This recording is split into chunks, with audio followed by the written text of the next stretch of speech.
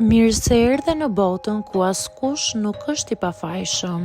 Sekrete shqiptare, vendi ku rrëfimet më të thella, më të ndaluara dhe më të pathëna të shqiptarëve marrin zë. Na bëni subscribe për histori të ndryshme.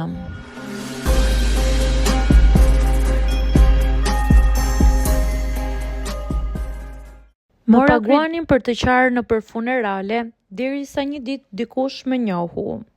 Nuk e di saktësisht në cilin moment jeta ime nisi të marrë një kthes krejt tjetër, por ndoshta gjithçka filloi atë ditë kur humba punën, pastaj shtëpinë dhe mbeta me xhep pa bosh në Tiranë.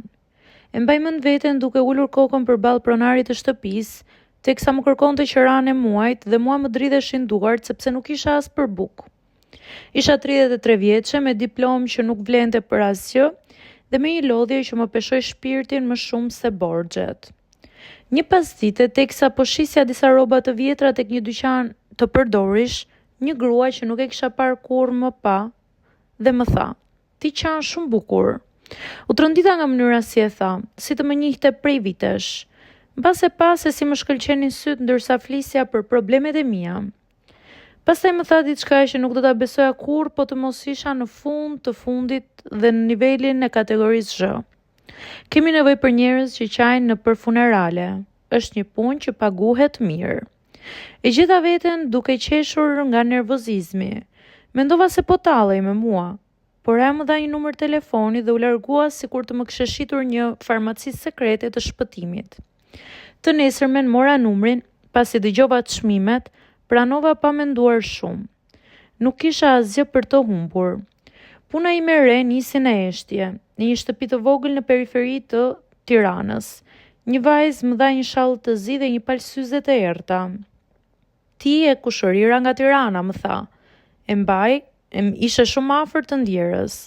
Dhe kështu, hyra në funeralin e parë të jetës time, por jo si Vjollca, por si një afërme që nuk ishte ekzistuar kurrë. Në fillim më dridheshin duart, por sa po dëgjova muzikën e zymë dhe vajtoret e tjera, diçka brenda meje u çlirua. Dhimbja e tyre u përzie me timen dhe unë qava. Qava aq fort sa edhe gratë e familjes më përqafuan. Për ironi të fatit, isha e vetmja që qaja nga zemra në një varrim ku shumë të tjerë po qanin për etik. Pagesa sigurisht ishte 2 fish nga sa unë e prisja. Kjo punë u kthye në rutinë, më thërisnin në qytete të ndryshme, më prezantonin si tezen nga Italia, halla e largët, mikeshe gruas. Unë visha të zeza, merja rolin, hapja portat e shpirtit dhe qaja. Në fillim më duke jetë çuditshme, por pastaj më mësuan që të shija ndryshe. Njerëzit shpesh ka nevojë të tregojnë dhimbje që nuk e ndjejnë më, ose që nuk din ta shprehin. Aty hyja pikërisht unë. Fytyrat e ndryshme, shtëpitë e ndryshme, fytyrat pa jetë që shija çdo javë filluan të më rëndonin. Por pagesa ishte e vetmja arsye pse vazhdoja. Derisa erdhi një ditë. Ishte një funeral në Durrës. Një burr i moshuar, njëri shumë i nderuar, shtëpia plot njerëz, hapa portën dhe me targa të huaja në borë, kuptova që familja ishte mirë nga gjendja ekonomike. Sa po hyra, isha gati të zja vendin dhe të filloja punën time. Por papritur një zë pranë meje, një zë që më duk sikur më shpoi në qendër të shtyllës kurrizore. "Vjollca, je ti?" Ngriva në atë moment. Ktheva kokën me ngadalësinë e dikujt që e di se kanë kapur në gjë që nuk lejohet.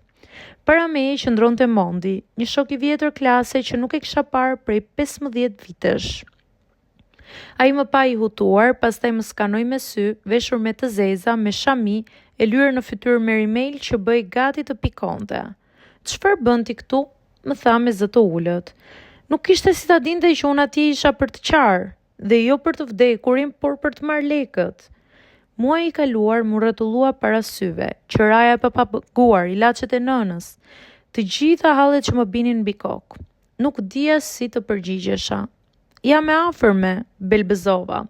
Ai mua afrua më shumë, i hutuar me një lloj trishtimi të çuditshëm. "Vjollca, i ndjeri është gjyshi im. Ti nuk je e afër me askujt këtu." Gjaku më iku nga fytyra.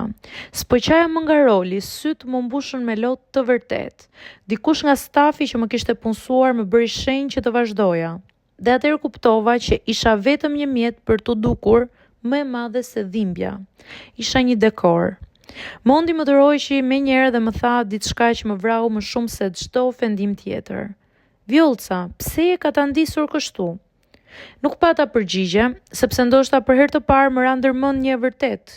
Nuk po qaja për të tjerët, po qaja për veten, për çdo gjë që kisha humbur. Mora çantën dhe dola, nuk kisha më guxim të qëndroja. Aty në rrugic më kaluan pranë disa gra që më panë me dyshim. Mua më dridheshin duart, e kisha kuptuar. Puna që më kishte mbajtur gjallë për muaj me radhë, më kishte vrarë dinjitetin pa e kuptuar. Qava me ngashërim, por jo për punë. Qava për veten time. Ajo ditë më bëri të tërhiqem përfundimisht. Nuk shkova më në funerale. Gjeta një punë modeste në një dyqan detergjent. Nuk fitova kur aq shumë sa fitoja atje, por çdo ditë kthehesha në shtëpi pa u fshehur nga askush dhe aq më tepër nga vetja. Tani kur mendoj prapa, kuptoj se në ato mortje nuk isha thjesht një vajtore me pagesë. Isha një njeri që kërkonte një vend për të derdhur dhimbjen që nuk guxonte t'i tregonte askujt. Ndoshta për këtë më punsonin dhe ndoshta për këtë qaja aq bukur.